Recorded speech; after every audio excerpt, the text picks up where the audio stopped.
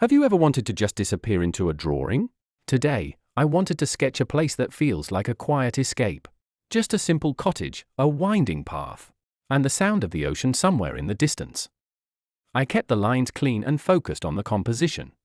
By curving the path around the house, it leads your eye right into the center of the piece.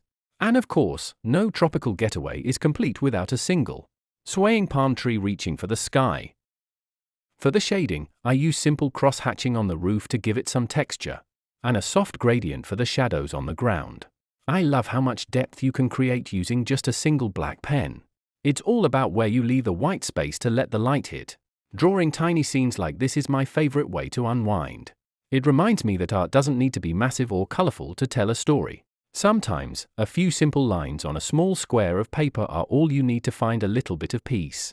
If you could travel anywhere right now, where would it be? Let me know in the comments. Thanks for watching, and I'll see you in the next sketch.